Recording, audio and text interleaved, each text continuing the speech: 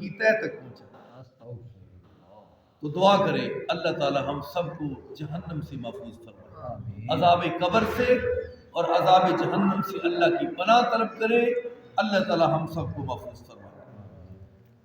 اس کے آگے والی آیت اللہ تعالیٰ نے فرمایا لہا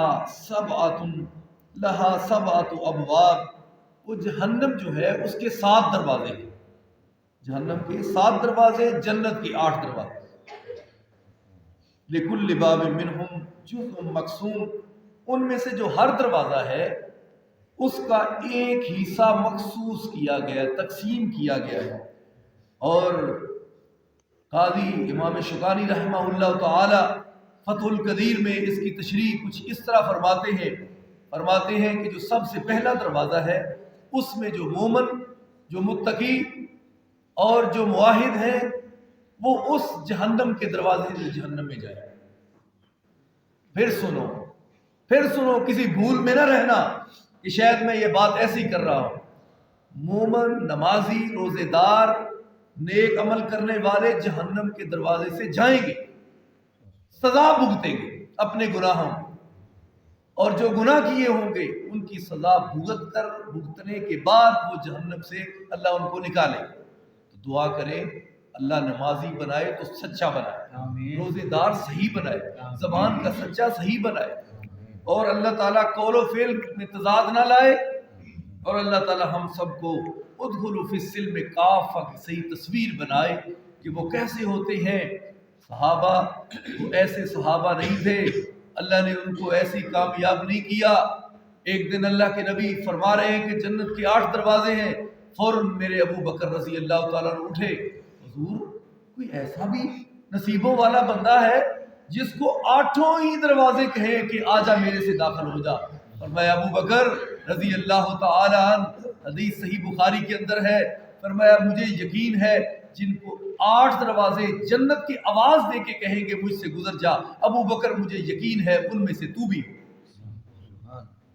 تو لہذا جہنم کے 7 دروازے ہیں، ان میں سے ایک دروازہ موحدین، متقی، پرہیزگار، نمازیں پڑھنے والے مومن مسلمان وہ بھی جائیں گے، گناہ ہوں گے، ان کی سزا تو لینی ہے، سزا بھگتنے کے بعد پھر ان کو نکالا جائے۔ نمبر 2، دوسرا دروازہ، اس میں سے جو نبی علیہ السلام کی شریعت آ جانے کے بعد یہودی رہا، وہ یہودی جہنم والا ہے، وہ کافر ہے۔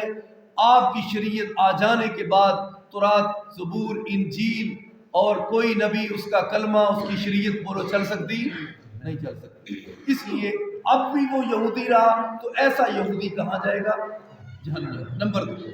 نمبر 3، نبی علیہ السلام کی شریعت آ جانے کے بعد پھر بھی وہ عیسائی رہا، تو ایسا عیسائی کہاں جائے گا؟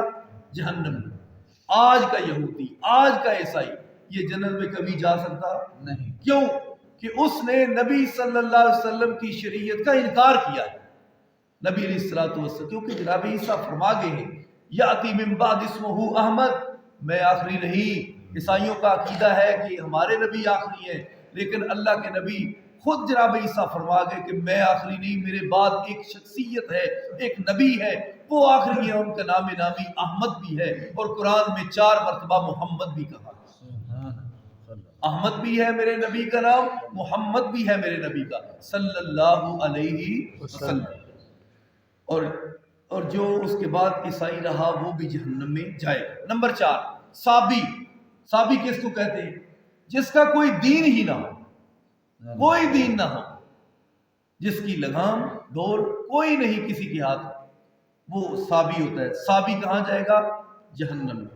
نمبر 5، مجوسی کون ہوتا ہے؟ جو آگ کی پوجا کرنے والا، آگ کی پوجا کرنے والا نمبر 5، 5ویں دروازے سے جہنم میں جائے گا۔ نمبر 6، مشرک، جو شرک کرتا ہے، بتوں کی پوجا کرتا ہے، حجر، شجر، زندہ کو، انسان کو، حیوان، اور کوئی درخت ہے اس کو، کبھی کوئی مورتی ہے پتل کی، پتھر کی، لکڑی کی، مٹی کی، ہاتھ سے بناتا ہے، پھر اس کی پوجا کرتا ہے، اور اپنے ہاتھ سے دفن کرنے کے بعد پھر اس قبر کو پوجتا ہے۔ قبر بھی تو ایک بت کا نشان ہے نا۔ خود نبی صلی اللہ علیہ وسلم نے فرمایا اللہ میری قبر کو بت قدا نہ بنا، اس کی عبادت ہو، میلے ہوں، ایسی میری قبر پہ ایسا کام نہ ہو۔ اللہم لا تجعل قبری وثنا یعبد، کھولو بخاری، اور نبی علیہ السلام کا یہ فرمان جو میں نے پڑھا ہے اس میں موجود ہے۔ اور آخری نبی جب دنیا سے رخصت ہو رہے ہیں تو آپ کیا فرما رہے ہیں؟ لعن اللہ الیہود والنصارى اتخذوا قبور انبیائہم مساجد، رواہ البخاری۔ آپ نے فرمایا اللہ یہودیوں پر، عیسائیوں پر لعنت فرما جنہوں نے اپنے نبیوں کی قبروں کو سجدہ گاہ بنا لیا۔ تو پتہ یہ چلا قبر سجدے کی جگہ نہیں ہے، قبرستان سجدے کی جگہ نہیں ہے، قبرستان میں سجدہ نماز وغیرہ ہوتی نہیں۔ اس لیے تو رب نے فرمایا سامنے میت ہے تو میں نے تو جنازے سے، جنازہ حالانکہ نماز ہے، اس کو بھی صلاۃ کہتے ہیں نماز، تو اللہ نے فرمایا میں نے تو رکوع بھی نکال دیا، سجدہ بھی نکال دیا۔ اللہ کس لیے؟ فرمایا سامنے میت ہے، کہیں یہ لوگ نہ سمجھے کہ شاید میت کو سجدہ ہو۔ اللہ نے فرمایا کھڑے کھڑے ہی مجھ کو کہہ لو جو کہنا ہے، تم کھڑے کھڑے ہاتھ باندھ کے قیام میں کہہ لو اللہ تیری حمد تیری ثنا، پھر کھڑے کھڑے کہہ دو اللہ تیرے نبی پہ درود، پھر کھڑے کھڑے کہہ لو اللہ ہم آئے ہیں حاضر ہوئے ہیں، سارے گناہ گار ہیں، ایک گناہ گار تیرے حضور پہنچا ہے، ہم حاضر ہو کے دعا کرتے ہیں، سفارشی بن کے اللہ اس کو معاف کر دے۔ رب کہتے ہیں موحد بندہ جس نے شرک نہ کیا ہو، 40 ایسے بندے توحید والے شرک نہ کیا ہو، توحید لفظ ہے حدیث کے، جنہوں نے شرک نہ کیا ہو، 40 بندے آ کے جنازہ پڑھ لے، سفارش کر دے، رب فرماتے میں قبول کر کے اس بندے کو معاف کر دوں۔ تو اس کی خوش قسمتی ہے جس کے جنازے میں 40 توحید پرست شامل ہو۔ تو لہذا ہمارے مولانا منظور صاحب وہ کہتے ہیں میں تو بھائی دنیا میں اس لیے پھرتا ہوں میرے جنازے کے بندے زیادہ ہوں، میں اپنے جنازے کے بندے اکٹھے کر رہا ہوں، لوگوں سے کچھ مانگتا نہیں کہ مجھے کرایہ دے دو، مجھے گاڑی کا خرچہ دے دو۔ اس لیے اس بندے کی خوش نصیبی ہے جس کے جنازے میں توحید پرست زیادہ ہو۔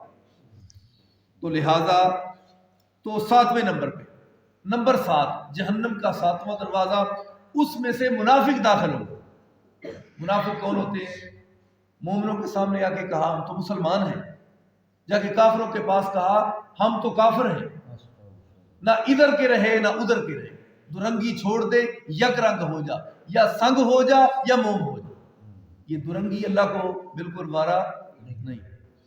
اللہ تعالیٰ تو اس وقت کے جو منافق تھے ان کے بارے میں قرآن کی آیات آئی، عبداللہ ابن ابی اس کا سربراہ منافقین کا، یہ وہ بدبخت ہے کہ جس نے میری تیری ماں سیدہ عائشہ رضی اللہ تعالی عنہا پر طوفان بدتمیزی کھڑا کیا، مدینے میں طوفان برپا کر دیا کہ ماں ایسی اور ویسی ہے، اسی لیے تو جنگ سے پیچھے رہے، حالانکہ ہار گم ہو گیا۔